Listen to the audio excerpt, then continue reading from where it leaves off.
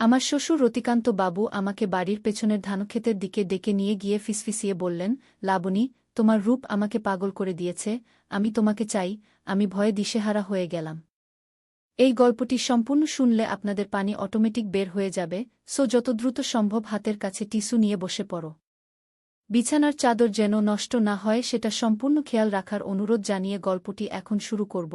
তার আগে সর্বশেষ অনুরোধ, দয়া করে এমন পানি বের করার গল্প নিয়মিত শুনতে আমাদের চ্যানেলটি সকলেই সাবস্ক্রাইব করুন। ধন্যবাদ।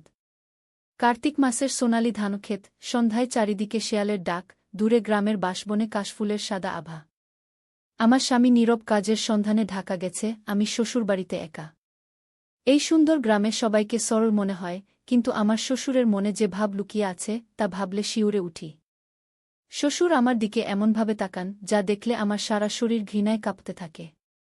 প্রথমে ভেবেছিলাম হয়তো আমার ভুল ধারণা, কিন্তু আজ তিনি স্পষ্ট করেই আমাকে জানালেন তার অশুভ মনোভাব। ধানক্ষেতের মাঝে আমি দাঁড়িয়ে আছি, চারপাশে কোনো লোকজন নেই। শুধু শুনতে পাচ্ছি শ্বশুরের নিঃশ্বাসের শব্দ যা আমাকে ভয় দেখাচ্ছে। আমার সারা শরীর হিম হয়ে গেল। আমার নাম লাবণী দাস, বয়স 22। 1 বছর আগে নীরব দাসের সাথে আমার বিয়ে হয়েছে। শ্বশুরবাড়ি আসার পর থেকেই অস্বস্তিকর পরিস্থিতির মুখে পড়ি আমি।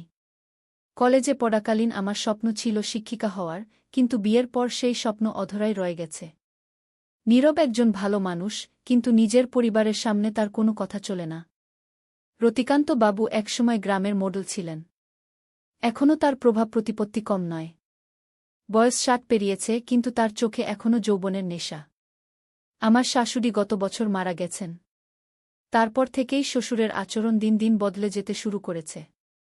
লাবণী, আমার কথা শোনো, রতিকান্ত বাবু বললেন আমার কাছে এগিয়ে আসতে আসতে। আমি পিছিয়ে যেতে লাগলাম। বাবা, আপনি কি বলছেন? আমি আপনার পুত্রবধূ। তাতে কি? এটা তো শুধু একটা সম্পর্কের নাম। তিনি হাসলেন। এই গ্রামে কত কিছুই তো লুকিয়ে ঘটে, কেউ জানবে না গি। আমার চোখে পানি এসে গেল। আমি চিৎকার করব। কে শুনবে? এই ধানক্ষেতে কেউ আসে না। সবাই এখন বাড়িতে রান্না করছে। তিনি আরও কাছে এগিয়ে আসলেন। আমি ভাবলাম আমার জীবন এখানেই শেষ হয়ে যাবে। আমার স্বামী নীরব কি ভাববে? কেউ আমার কথা বিশ্বাস করবে? এই গ্রামে রতিকান্ত বাবুর এত প্রভাব যে সবাই তারই কথা বিশ্বাস করবে। এমন সময় দূর থেকে একটা আওয়াজ ভেসে এলো। ওই যে, কে ওখানে? রতিকান্ত বাবু চমকে উঠলেন। তিনি আমার দিকে তাকিয়ে বললেন, আজ তোমার রক্ষা, কিন্তু মনে রেখো, এটা শেষ নয়। তারপর তিনি ধানক্ষেত থেকে দ্রুত বেরিয়ে গেলেন। আমি দেখলাম আমাদের গ্রামের স্কুল শিক্ষক অমিতদা এদিকেই আসছেন। আমি কাঁদতে কাঁদতে ধানক্ষেত থেকে বের হয়ে এলাম। কি হয়েছে লাবণী? অমিতদা জিজ্ঞেস করলেন। আমি কিছু বলতে পারলাম না। শুধু মাথা নেড়ে জানালাম যে কিছুই হয়নি। কিন্তু অমিতদা যেন আমার চোখে সব পড়ে নিলেন। চলো তোমাকে বাড়ি পৌঁছে দিই, তিনি বললেন। সেই রাতে আমি চোখের পাতা বন্ধ করতে পারিনি। বারবার ভেবেছি কি করা উচিত। নীরবকে সব বলে দেওয়া উচিত। কিন্তু নীরব তার বাবাকে অত্যন্ত শ্রদ্ধা করে। সে কি আমার কথা বিশ্বাস করবে? আমি তো তার স্ত্রী মাত্র, আর ওই হচ্ছেন তার বাবা, যিনি তাকে মানুষ করেছেন। পরদিন সকালে নীরবের ফোন এলো। সে জানালো আরও কিছুদিন ঢাকায় থাকতে হবে। আমার বুক শুকিয়ে গেল। কি হলো? তোমার গলার স্বর অন্যরকম লাগছে, নীরব জিজ্ঞেস করল। না, কিছু না, আমি মিথ্যা বললাম। কবে ফিরবে? সপ্তাহখানেক লাগবে। তুমি ঠিক আছো তো? হ্যাঁ, আমি ঠিক আছি। আমি আবারও মিথ্যা বললাম। ফোন রেখে আমি অন্ধকারে তাকিয়ে রইলাম। আর 1 সপ্তাহ? এই 7টা দিন আমি কিভাবে বাঁচব? রতিকান্ত বাবু আবার যদি? আমি সিদ্ধান্ত নিলাম আর অপেক্ষা করব না। আমি পালিয়ে যাব।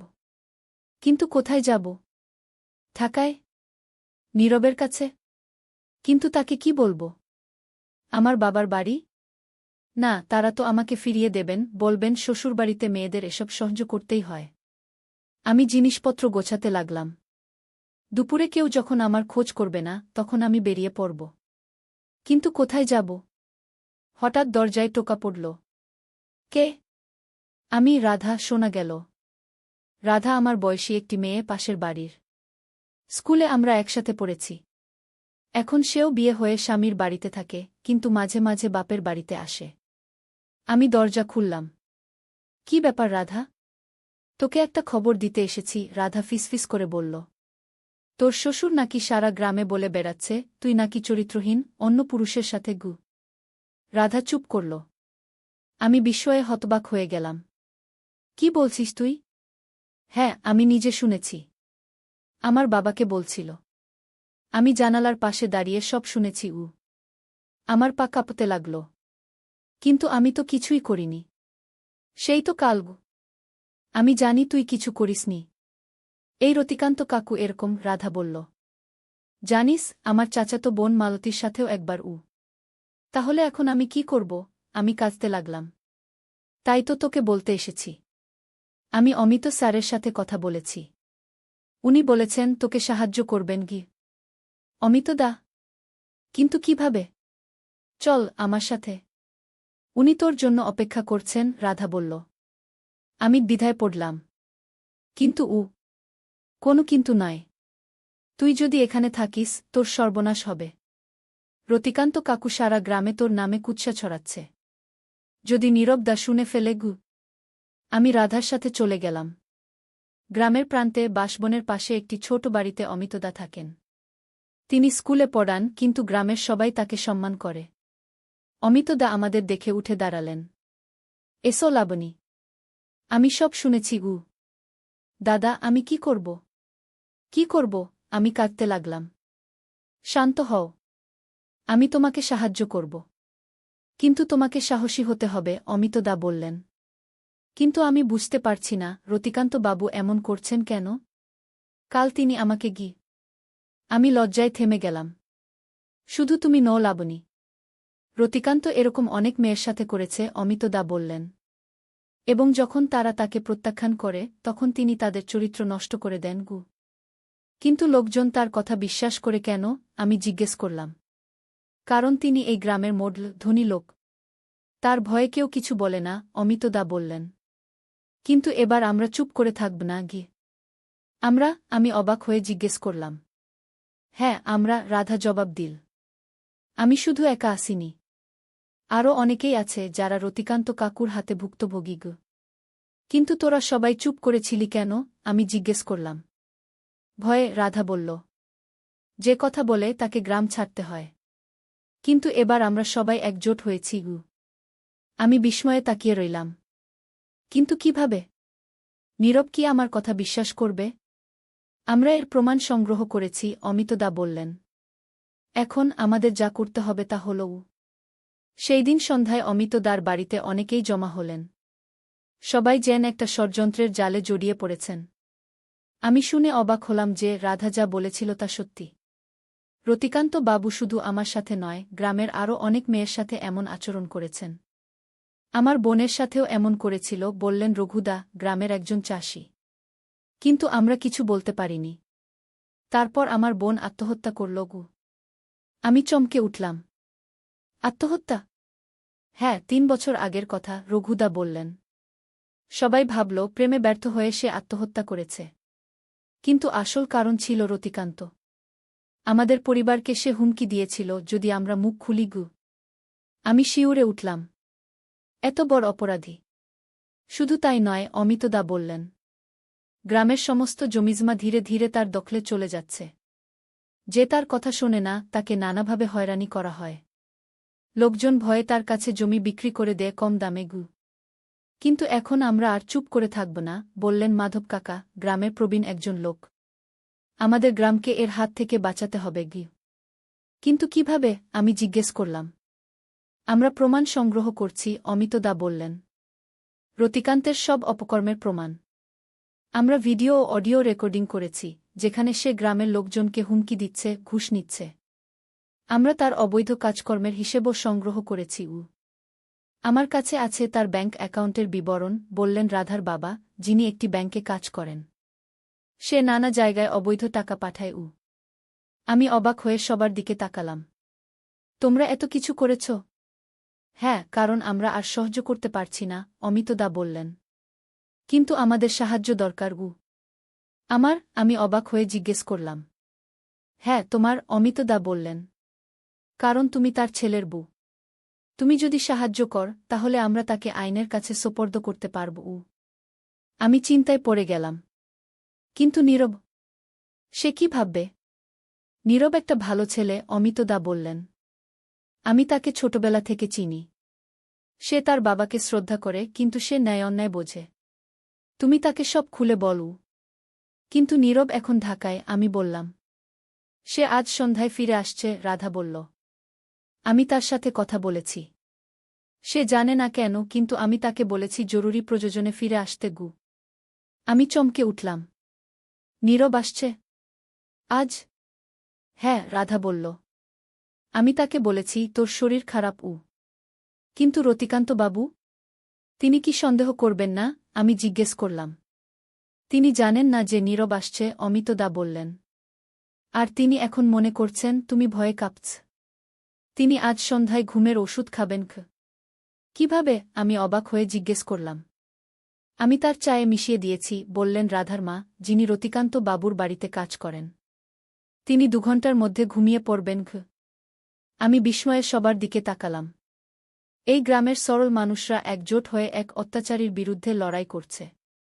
সন্ধ্যায় নীরব ফিরে এল। আমি তাকে সব খুলে বললাম। প্রথমে সে বিশ্বাস করতে চায়নি, কিন্তু যখন অমিতদা এবং অন্যান্য গ্রামবাসীরা তাকে প্রমাণ দেখালেন, তখন সে স্তব্ধ হয়ে গেল। বাবা, এত বড় অপরাধী? নীরব বিটবিট করে বলল। হ্যাঁ, অমিতদা বললেন। এখন আমাদের সিদ্ধান্ত নিতে হবে, আমরা কি করব। আমরা পুলিশে যাব, নীরব দৃঢ়ভাবে বলল। আমার নিজের বাবা হলেও অপরাধীকে ছাড় দেওয়া যায় না। আমি নীরবকে জড়িয়ে ধরলাম। তুমি আমার কথা বিশ্বাস করলে? কেন করব না? নীরব বলল। তুমি আমার স্ত্রী। আমি তোমাকে বিশ্বাস করি। পরদিন সকালে আমরা সবাই পুলিশ স্টেশনে গেলাম। রতিকান্ত বাবু তখনও জানতেন না কি ঘটতে যাচ্ছে। তিনি ঘুমের ওষুধের প্রভাবে সকাল পর্যন্ত ঘুমিয়েছিলেন। পুলিশ স্টেশনে আমরা সব প্রমাণ জমা দিলাম। অফিসার আমাদের সব কথা শুনলেন। প্রথমে তিনি বিশ্বাস করতে চাইছিলেন না, কারণ রতিকান্ত বাবু এলাকার প্রভাবশালী ব্যক্তি। কিন্তু যখন অমিতদা প্রমাণগুলি দেখালেন, তখন অফিসারের চোখ বড় হয়ে গেল। এত বড় অপরাধী, অফিসার বললেন। আমরা এখনই ব্যবস্থা নিচ্ছি। দুপুরের দিকে পুলিশ রতিকান্ত বাবুকে গ্রেপ্তার করল। পুরো গ্রাম জমা হয়ে গেল দেখতে। রতিকান্ত বাবু চিৎকার করছিলেন, আমাকে ধরছ? আমি এই গ্রামের মডেল। আপনি এখন একজন অভিযুক্ত অপরাধী, অফিসার বললেন। রতিকান্ত বাবু আমার দিকে তাকিয়ে বললেন, তুই এসব করেছিস? তোর সাহস কিভাবে হলো? আমি ভয় পেলাম না। আমি একা নই। পুরো গ্রাম আপনার বিরুদ্ধে এখন। রতিকান্ত বাবু নীরবের দিকে তাকালেন। তুই আমার ছেলে হয়ে আমার বিরুদ্ধে গেলি? আমি ন্যায়ের পক্ষে, নীরব দৃঢ়তার সাথে বলল। আপনি আমার বাবা, কিন্তু আপনি ভুল করেছেন। আপনাকে তার শাস্তি পেতে হবে। পুলিশ রতিকান্ত বাবুকে নিয়ে চলে গেল। আমরা সবাই অবাক হয়ে দেখলাম কিভাবে একজন ক্ষমতাশালী মানুষ পতন হয়। 3 মাস পর আমরা ঢাকায় চলে এসেছি। নীরব একটি কোম্পানিতে চাকরি পেয়েছে। আমিও একটি স্কুলে শিক্ষিকা হিসেবে কাজ শুরু করেছি। গ্রামের বাড়ি বিক্রি করে দিয়েছি। সেখানে ফিরে যাওয়ার মতো কোনো স্মৃতি নেই আমাদের। রতিকান্ত বাবু জেলে আছেন। তার বিরুদ্ধে অনেক অভিযোগ প্রমাণিত হয়েছে, নারী নির্যাতন থেকে শুরু করে জমি জবরদখল, এমনকি খুনের অভিযোগও। মামলা চলছে। আজ অমিতদার ফোন এল। তিনি এখন গ্রামে স্কুলের প্রধান শিক্ষক হয়েছেন। তিনি জানালেন গ্রামে অনেক পরিবর্তন হয়েছে। রতিকান্ত বাবুর জমিগুলো যারা হারিয়েছিল তারা আবার ফিরে পেয়েছে। গ্রামে একটি মহিলা স্বাধীনতা সংগঠন গড়ে উঠেছে, রাধা যার নেতৃত্ব দিচ্ছে। তোমার কথা সবাই মনে রাখে, অমিতদা বললেন। তুমি সাহস দেখিয়েছিলে যা আমরা কেউ দেখাতে পারিনি। আমি নীরবের দিকে তাকালাম, যে পাশে বসে আমার হাত ধরে আছে। আমার চোখে পানি এসে গেল। আমি কি সাহসী ছিলাম, আমি বললাম। আমি তো পালাতে চেয়েছিলাম। কিন্তু শেষে তুমি লড়েছিলে, নীরব বলল। আমি তোমাকে নিয়ে গর্বিত। অমিতদার ফোন রাখার পর আমি ভাবতে লাগলাম। জীবন কত অদ্ভুত। কখনো মনে হয়েছিল আমার জীবন ধ্বংস হয়ে যাবে। কিন্তু এখন দেখছি সেই সংকটই আমাকে নতুন জীবন দিয়েছে। আমার স্বপ্ন পূরণ হয়েছে, আমি শিক্ষিকা হয়েছি। আমার স্বামীর সাথে সম্পর্ক আরও গভীর হয়েছে। আমি এখন বুঝতে পারি ভয় পাওয়া ঠিক নয়। অন্যায়ের বিরুদ্ধে দাঁড়াতে হয়, তবেই পরিবর্তন আসে। একদিন সকালে অফিসে যাওয়ার আগে আমি বারান্দায় দাঁড়িয়ে ঢাকার ব্যস্ত রাস্তাগুলো দেখছিলাম। নীরব পেছন থেকে এসে আমাকে জড়িয়ে ধরল। কি ভাবছ? সে জিজ্ঞেস করল। ভাবছিলাম আমাদের গল্পটা কেমন এক অদ্ভুত মোড় নিল। আমি বললাম, ধানক্ষেতে দাঁড়িয়ে কখনো ভাবিনি আমরা এভাবে ঢাকায় থাকব। জীবন এমনই। নীরব বলল, কখন কোনো মোড় নেয় কেউ জানে না গি। 1 মাস পরে আমি জানতে পারলাম আমি মা হতে চলেছি। আমাদের জীবনে আবার নতুন অধ্যায় শুরু হতে চলেছে। নীরব খুশিতে আটখানা। আমাদের পাশের ফ্ল্যাটে এক নতুন পরিবার এসেছে। মালিক একজন বয়স্ক মহিলা, তার ছেলে, বৌমা এবং একটি মেয়ে। 2 দিন আগে আমাদের সাথে পরিচয় হয়েছে। মহিলা দেখতে ভদ্র, কিন্তু তার চোখে একটা অদ্ভুত চাহনি আছে। আজ সকালে লিফটে ওঠার সময় তিনি আমাকে বললেন, তোমার রূপ দেখে আমার ছেলে মুগ্ধ হয়েছে গিউ। আমি চমকে উঠলাম। কথাটা কেমন পরিচিত লাগল। কি বললেন? আমি জিজ্ঞেস করলাম। আমার ছেলে তোমাকে পছন্দ করে, মহিলা বললেন। তুমি তো গর্ভবতী। কিন্তু আমি দ্রুত লিফট থেকে বের হয়ে এলাম। মাথা ঘুরছিল আমার। বাসায় ফিরে এসে নীরবকে সব বললাম। সে গম্ভীর হয়ে গেল। এটা হতে পারে না, সে বলল। আমরা পাশের ফ্ল্যাটের সম্পর্কে খোঁজ নেবগু। আমরা খোঁজ নিয়ে জানতে পারলাম সেই মহিলা আসলে রতিকান্ত বাবুর বোন। তিনি আমাদের ট্র্যাক করে এখানে এসেছেন। তার ছেলে কোনো বিষয়ে জড়িত নয়, তিনি নিজেই একা এসেছেন। আমি ভয় পেয়ে গেলাম। নীরব, আবার কি সেই অন্ধকার আমাদের গ্রাস করবে? না, নীরব দৃঢ়তার সাথে বলল। এবার আমরা দ্বিতীয়বার ভুল করব না গি। আমরা পুলিশকে জানালাম। তারা তদন্ত করে জানতে পারল মহিলা আসলে আমাদের অনুসরণ করছিলেন। রতিকান্ত বাবুর আদেশে তিনি আমাদের ক্ষতি করতে চেয়েছিলেন। পুলিশ তাকে গ্রেপ্তার করল। আজ 6 মাস পরে আমাদের একটি সুন্দর মেয়ে হয়েছে। আমরা তার নাম রেখেছি আশা। কারণ সে আমাদের জীবনে নতুন আশা নিয়ে এসেছে। আমি এখন বুঝি জীবনে অন্ধকার আসতেই পারে। কিন্তু সেই অন্ধকারে ভয় পেয়ে পালিয়ে যাওয়া নয়, বরং সাহস করে দাঁড়াতে হয়। অন্যায়ের বিরুদ্ধে লড়াই করতে হয়। তবেই আলো আসে। আমার জীবনে যা ঘটেছিল তা ঘৃণ্য ছিল, কিন্তু সেটাই আমাকে শিখিয়েছে কিভাবে শক্তিশালী হতে হয়। আজ সন্ধ্যায় আশাকে কোলে নিয়ে আমি বারান্দায় দাঁড়িয়ে আছি। নীরব পাশে বসে কাজ করছে। আকাশে অগণিত তারা জ্বলজ্বল করছে। মনে পড়ে গেল সেই গ্রামের সন্ধ্যার কথা, ধানক্ষেতের কথা। জীবন আমাদের কত দূরে নিয়ে এসেছে। আশা আমার দিকে হাত বাড়িয়ে দিল। আমি তাকে জড়িয়ে ধরলাম। তার চোখে দেখলাম আমার ভবিষ্যৎ। আর ভয় নেই, শুধু অসীম সম্ভাবনা।